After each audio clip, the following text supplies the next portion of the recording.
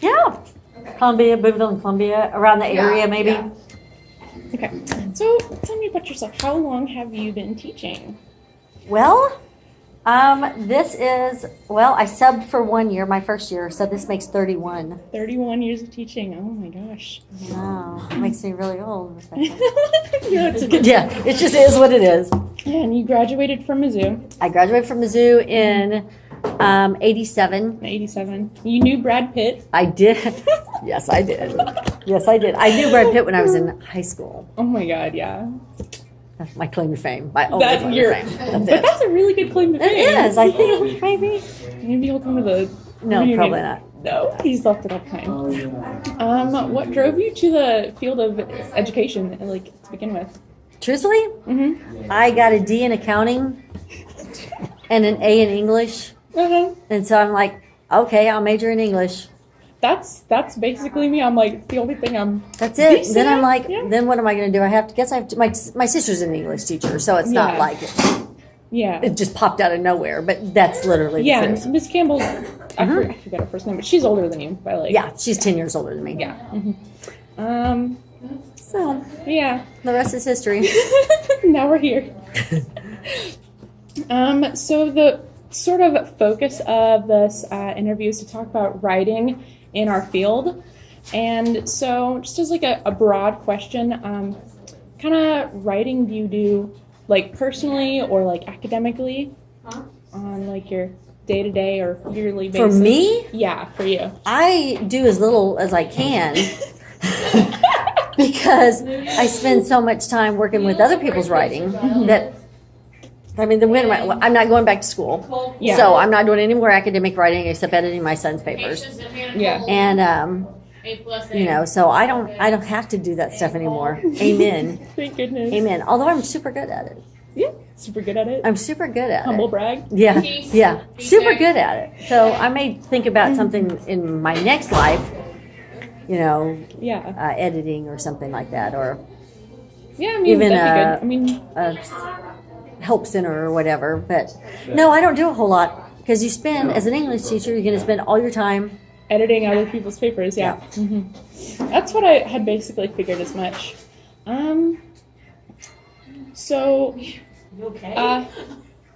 like regular, like communicating, like, how do you see your levels of like kind of like code switching between, like different audiences, like between like parents or your peers, like other academic people or students? How do you see your words like switch between audiences? Well, when I'm with my coworkers, like my buddy, I F-bomb a lot and cuss a lot Yeah. and Stress relief. bitch a lot. But with my students, I still bitch a lot and cuss some, but I tone it down Yeah. so they don't tell their moms. Yeah, just a tad. Because there's like that fine line, like they're seniors, they're adults. Yeah, I want to relate and have a good time with them, but I don't want them to tell on me. exactly. Don't want to get pulled on. And I mean, that's how they talk anyway, so. It is. It is. Oh yeah, I talk way better, cleaner than they do. And then of course, then the parents is a whole different ballgame because then you have to really clean it up. Yeah. And be like super nice and enthusiastic and Super supportive. professional. Yeah, It's fake. super fake. You said your first year teaching was subbing. How was your first year like with your own classroom? What was that like? Well, it's been a really long time ago, but I think it takes 10 years to be a great teacher. And I think you kind of have to throw away the first couple of classes. Yeah. It's like your oldest kid, you just kind of have to throw them away until you get it right. And then each year you figure it out. And some people just have the personality for it and the real kind of inclination to do it. And some people don't. And the people who have a real passion and really are right, you can see a huge progression. Like the first year you're kind of scared and you're just like, I don't know what works because we don't have anything, so everything's new. And like you kind of have to throw out some of that stupid stuff you learned in college and stuff because it didn't that's not real world. All the stuff they teach you in college is really idealistic. We've been talking about Yeah, that. and then when you get kids who just flat ass don't care what you're doing, there's no preparing for that. yeah, there's no. You got to play it all by ear. You got to play by ear. Yeah, the ultimate. And then you improv get it truth. figured out. And it takes a while to figure it out, especially discipline things. Yeah. Because, you'll have to just decide. You have to decide, am I going to be like, I'm a hard ass, or am I going to be like, I'm just going to make you love me so much that you're not going to want to have a discipline problem.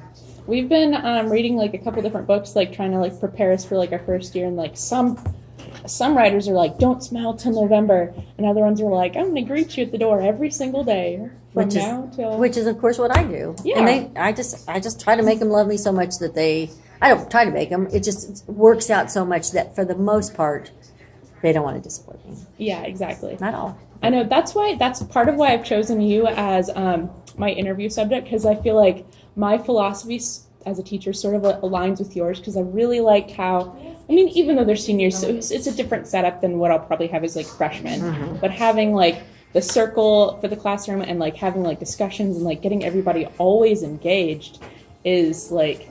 And you have to train them. Yeah. You do have to train them, and it takes a while. So how do you train your students to get to that level? Well, I have to, even as seniors, I don't teach college prep anymore. I teach the fourth year English, ELA 4 or whatever. Yeah. So I kind of lost a lot of my captive audience that was really, really good. And so it takes a little bit more dancing to do that. Yeah. But you have to train them to talk, for one, because the system teaches you to sit down and shut up. Yeah. Sit down, shut up, I don't want to hear you, don't talk, don't say anything, I don't care about your opinion, listen to me, and so Yeah. you have to train them by saying, hey, what do you think? No, come on now, what do you think? What do you And really what, think? yeah, and then you have to always say, okay, the group, but we're going to talk, the group's going to talk. Don't, because you'll have like, oh, and I'm like, that does not, so you have to train them, and for the most part, once you get them trained, you're good. Now, You're good, yeah. today, you fight phones. Yeah. How do you feel about phones in the classroom? It pisses me off so bad I can barely see straight. I'm not kidding. Now, Yeah. I could put the thing on the door and have them put them in there, but that's just not my. Yeah, I saw that. I was walking down because I passed wherever close by, like what used to be Mr. Rorbaugh's room. And you see them on the door, and you're like, and that's the way to do it. Then you don't have to fight it. Yep. You don't have to worry about it. But do you do that to 18-year-olds? I don't feel like it would be appropriate for 18-year-olds, because like you're already an adult in the eyes of the law, and It would make life much easier. even doing it to like 15-year-olds, because you can actually go out and buy a gun at 15, let alone whatever else you can do. But the school policy says no phones in the classroom, and most of us don't follow that rule. Yeah, but it's good to have it in the handbook, because we've been talking about how like being strict and then loosening up as the year goes on is a lot easier than like implementing new rules in the middle of. Yeah. But I think most teachers, Miss Moody, would you agree, don't follow the cell phone rule?